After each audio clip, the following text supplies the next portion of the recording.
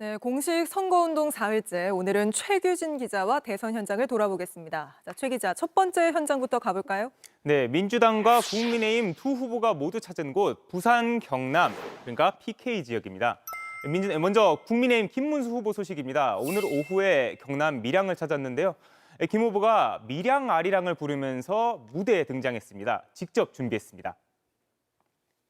날 좀 보소, 날 좀 보소, 날 좀 보소. 공기석 딸을 꽃본 듯이 날 좀 보소. 네, 그런데요. 김 후보가 이후 연설에서 다소 파격적인 공약을 내놓아서 더 주목을 받았습니다. 직접 들어보겠습니다. 세종시에 중앙부처가 있습니다. 농림부, 국방부, 국토부 모든 것이 세종시에 가 있는데 이 권한을 우리 경상남도 그리고 밀양시로 과감하게 이전하는 지방 이전을 과감히 추진하겠습니다. 예, 세종시를 이전하겠다는 게 아니고 세종시에 있는 정부 부처가 갖고 있는 권한을 지방으로 이양하겠다는 취지로 보입니다. 그러면서 밀양에서 초중고를 나온 학생을 우선적으로 좋은 의과대학에 입학할 수 있게 하겠다 이런 말도 했습니다. 의과대학이요.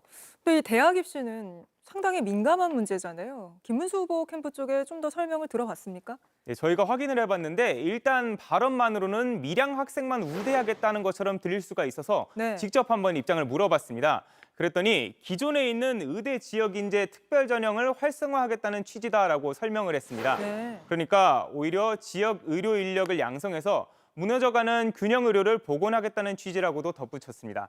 매 선거 때마다 지역 맞춤형 공약들이 쏟아져 나오고 있는데 지역 유권자들이 어떤 판단을 할지는 주목되는 부분입니다. 알겠습니다. 바로 두 번째 현장으로 가볼까요?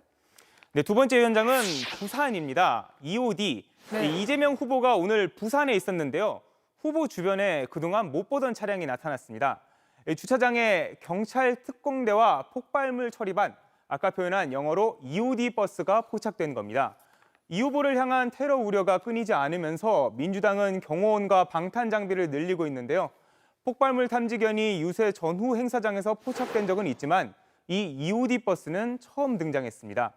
이미 드론 테러에도 대비하기 위한 재민권도 배치되어 있는데 경찰청은 저격총 조준경을 찾아내는 장비를 투입했다고도 설명했습니다. 경호 수준이 굉장히 올라갔는데 오늘 또 이재명 후보가 이런 분위기에 대해서 언급한 게 있다고요? 네, 이 후보가 오늘 이순신 장군이 전사했던 노량해전을 언급했는데요. 이순신도 모함으로 죽을 뻔했다며 자신은 정치적으로 보복을 하지 않겠다고 이렇게 말했습니다. 죽으려고 일부러 그러신 게 아닐까. 민주당, 야당 다 없애버리겠다. 이재명 없애버리겠다. 이러면 이게 정치가 되겠습니까? 그리고 이런 어려운 시기에 힘을 모아야 되지 않겠습니까? 네, 마지막 현장은 어딘가요?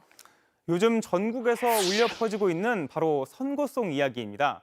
공식 선거운동이 시작되면서 두 후보 모두 선거송을 유세에 활용하고 있는데요. 네. 그런데 이 한 번 더 나에게라는 노랫말 그리고 응원곡으로도 잘 알려진 가수 유영석의 노래 질풍가도를 똑같이 사용하고 있습니다.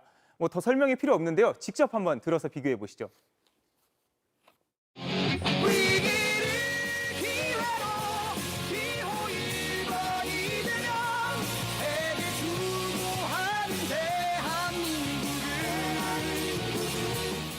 멈춰겠습니다. 김문수 대통령 선거는 자유와 독재자를 선택하는 선거입니다.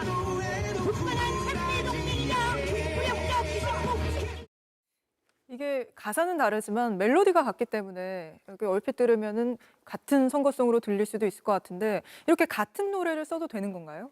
일단 저작권자의 허락만 있으면 문제는 없다고 합니다. 네. 일반적으로 경쟁 후보가 먼저 한 선거송을 쓰면은 차별화를 위해서라도 다른 후보는 그 노래는 사용하지 않는 것이 관례인데요. 먼저 공식 선거송으로 사용한 건 지난 20대 대선 때 이재명 후보 측이 먼저였습니다. 네. 다만 질풍가도 원곡자가 두 후보 모두 사용해도 좋다고 허락을 한 겁니다. 음악저작권협회 측도 이렇게 두 후보가 같은 노래를 쓰는 일은 이례적이다 이렇게 밝혔습니다. 알겠습니다. 오늘의 대선 현장 최규진 기자와 돌아봤습니다. JTBC 뉴스를 시청해 주셔서 고맙습니다. 저희는 저녁 6시 30분 뉴스룸에서 뵙겠습니다.